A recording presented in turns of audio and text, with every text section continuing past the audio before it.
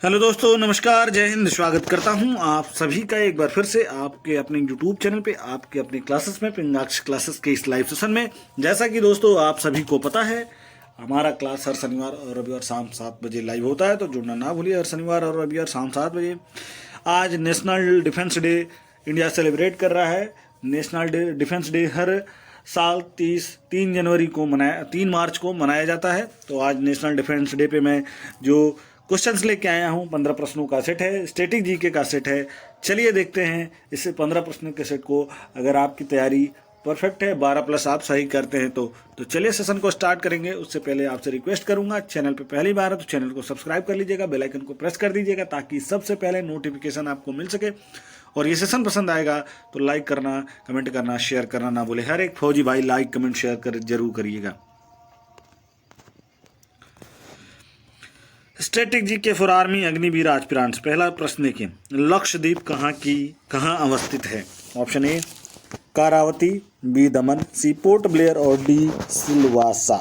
सही आंसर है ए करावती, बिल्कुल करेक्ट है। लक्षद्वीप की राजधानी कहाँ अवस्थित है? तो लक्षद्वीप की राजधानी जो है करावती में अवस्थित है। चलिए प्रश्न नंबर दूसरा देखिए, बहुत इंपॉर्टेंट क्वेश्चन है ये। जापान की मुद्रा क्या है? जापान की मुद्रा का क्या नाम है? जापान की मुद्रा का क्या नाम है? A option dollar, B yuan, C yen और डी रूबल। ऑप्शन दोबारा पढ़ता हूँ, A dollar, B yuan, C yen और डी रूबल। तो सही आंसर है आपका एन, बिल्कुल करेक्ट है। जापान की जो करेंसी है या मुद्रा है वो एन है। चलिए तीसरा प्रश्न देखिए, भगवान बुद्ध ने अपना पहला उपदेश कहाँ दिया था? ए कुशीनगर, बी श्रावस्ती, सी सारनाथ और डी बोध गया। भगवान बुद्ध ने अपना पहला उपदेश कहाँ दिया था? Option A Kushinagar, B Shravasti, C Sarnath और डी बोध गया। बहुत इंपॉर्टेंट है, बहुत ही शानदार ये क्वेश्चन है। सही आंसर है आपका ऑप्शन सी सारनाथ, बिल्कुल करेक्ट है। 1 नंबर आपके परफेक्ट हैं। चलिए बढ़ते हैं हम आज के दिन के चौथे प्रश्न की तरफ, और वो ही रहा ये चौथा प्रश्न आपकी स्क्रीन पे। सांची का स्तूप किसने बनवाया था? प्रश्न दोबारा पढ़ता हूँ, सांची का स्तूप किसने बनवाया था? ए अशोक, बी चंद्रगुप्त मौर्य, सी समुद्रगुप्त और डी कनिष्क। तो सही आंसर है ऑप्शन ए अशोक, बिल्कुल करेक्ट है। 1 नंबर परफेक्ट है। सांची का स्तूप सम्राट अशोक ने बनवाया था। बहुत इंपॉर्टेंट ये क्वेश्चन है दोस्तों। चलिए बढ़ते हैं 5वें प्रश्न की तरफ। भारतीय संविधान के अंतर्गत संघ और राज्यों के बीच शक्तियों का विभाजन किसकी प्रेरणा पर आधारित है? प्रश्न बहुत ही शानदार है, प्रश्न बहुत इंपॉर्टेंट है। प्रश्न दोबारा पढ़ता हूँ, भारतीय संविधान के अंतर्गत संघ और राज्यों के बीच शक्तियों का विभाजन किसकी प्रेरणा से पर आधारित है? Option A Canada, B Ireland, C Switzerland और डी अमेरिका। सही आंसर है ऑप्शन डी अमेरिका, बिल्कुल करेक्ट है। 1 नंबर आपके परफेक्ट हैं। चलिए बढ़ते हैं 6वें प्रश्न की तरफ। ये बहुत इंपॉर्टेंट क्वेश्चन है दोस्तों। तराइन का प्रथम युद्ध किस किस के बीच हुआ था? प्रश्न दोबारा पढ़ता हूँ, तराइन का प्रथम युद्ध किस किस के बीच हुआ था? ऑप्शन है ए मोहम्मद गौरी और महाराणा प्रताप, यानी कि मोहम्मद गौरी और महाराणा प्रताप के बीच, बी मोहम्मद गौरी और राणा सांगा, यानी कि मोहम्मद गौरी और राणा सांगा के बीच, सी मोहम्मद गौरी और पृथ्वीराज चौहान, यानी कि मोहम्मद गौरी और पृथ्वीराज चौहान के बीच, और डी मोहम्मद गौरी राणा रतन सिंह।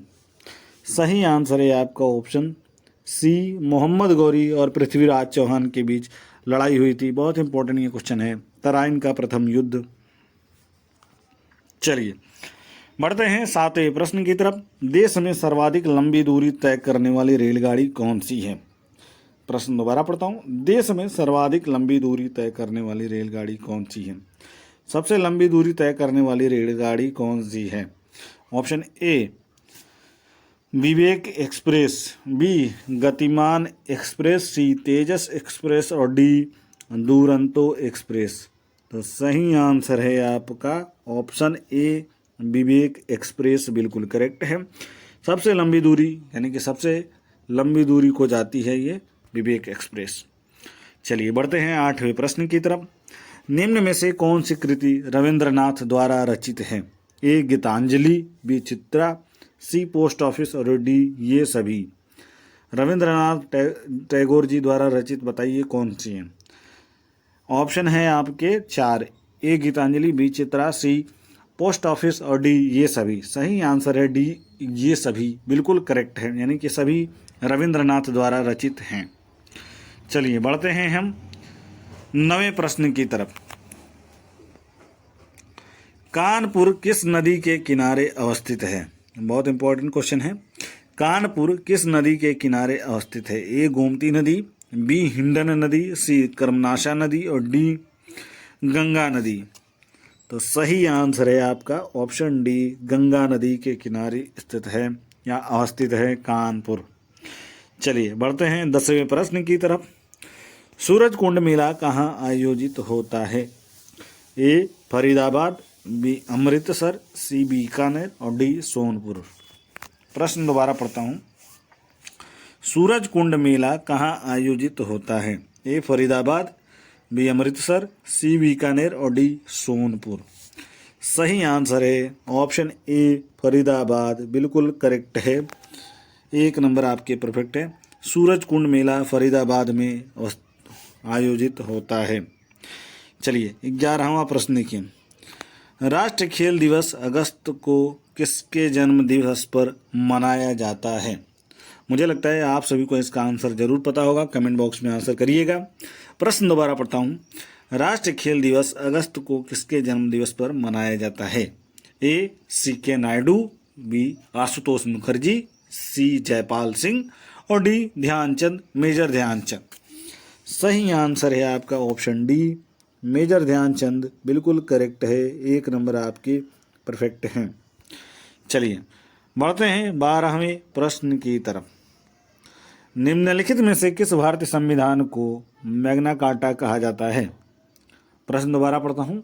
निम्नलिखित में से किस भारतीय संविधान को मैग्ना कार्टा कहा जाता है? ए मौलिक कर्तव्य, बी मौलिक अधिकार, सी नीति निर्देशक तत्व और डी प्रस्तावना। सही आंसर है आपका ऑप्शन बी मौलिक अधिकार, बिल्कुल करेक्ट है।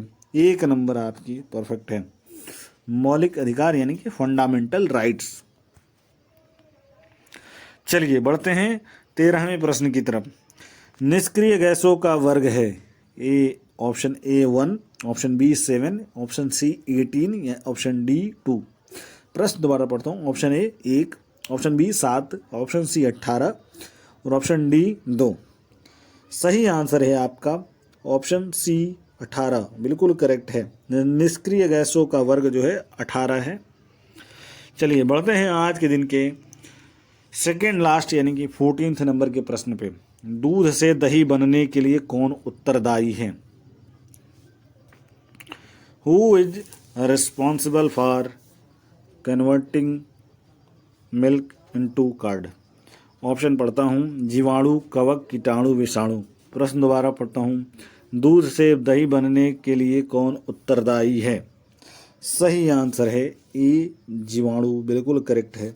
जीवाणुओं के लिए वजह से दूध से दही में कन्वर्जन होता है। चलिए आज के दिन का आखिरी प्रश्न। ओजोन परत किसे पृथ्वी पर आने से रोकती है? ए पैराबैंगनी किरणें, बी गामा किरणें, सी एक्स किरणें और डी अवरक्त किरणें। सही आंसर है आपका ऑप्शन डी अवरक्त किरणें, बिल्कुल करेक्ट है। 1 नंबर आपके परफेक्ट हैं। ओजोन परत अवरक्त किरणों को पृथ्वी पर आने से रोकती हैं। बहुत इंपॉर्टेंट ये क्वेश्चन है। इसी के साथ आज का ये सेशन समाप्त होगा। मैं मिलूंगा आपसे एक नए वीडियो में अगले शनिवार शाम 7 बजे। जुड़ना ना भूलिए। तब तक के लिए धन्यवाद। जय हिंद, जय भारत।